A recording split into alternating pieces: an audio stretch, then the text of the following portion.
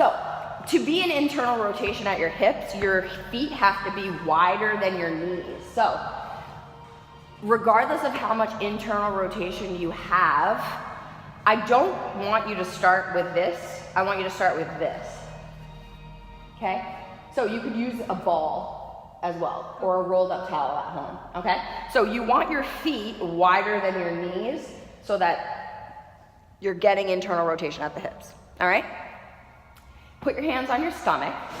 I want you to take an inhale, and the inhale, your back goes into the floor.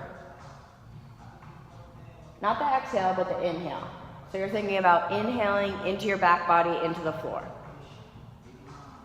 So when we sit all day, we either have a shallow breathing pattern, we're just breathing into the chest, or we do yoga and we belly breathe a lot. Let's try to get the back body. So it goes all the way around. It's the back, the sides, the front, definitely the chest as well, okay? Any questions on that? Because I'm gonna keep talking. Okay. If my core is a canister and my pelvic floor is at the bottom and my diaphragm is underneath my ribs, I want to be exhaling and emptying from the bottom up. I don't want to bear down and push my air out. That can lead to problems, okay? So when I exhale, I am emptying from the bottom up. Does that make sense? Sort of? Yeah, just doing it. If you don't get a good inhale, then you're not going to get a good exhale.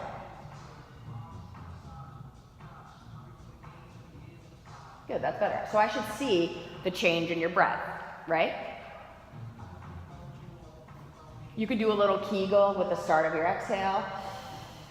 We haven't even brought the block into this at all yet, right? So this is going to help you relax and just be a little bit more aware of things.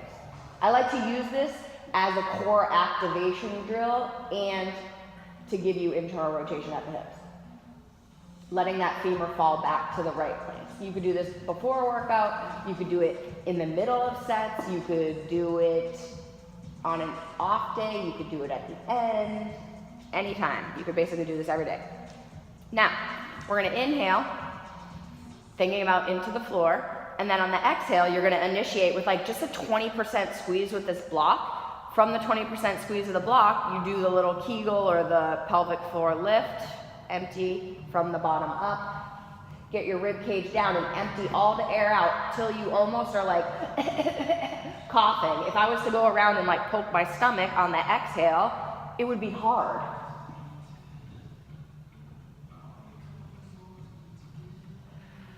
I know it's super boring. While we're here, let's add in something else.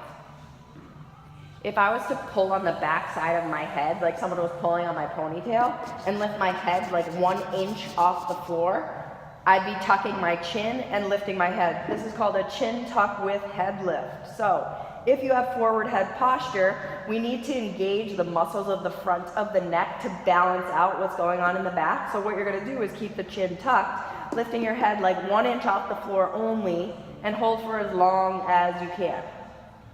So see how it's like working the muscles of the front of your neck when you do that? Don't use your fucking hands. You're literally gonna, you're not in trouble or anything, don't worry. When you feel like you're straining, just let your head down and then you're gonna repeat it again. But doing these chin tuck with head lifts 3 times as long as possible can improve the forward head posture.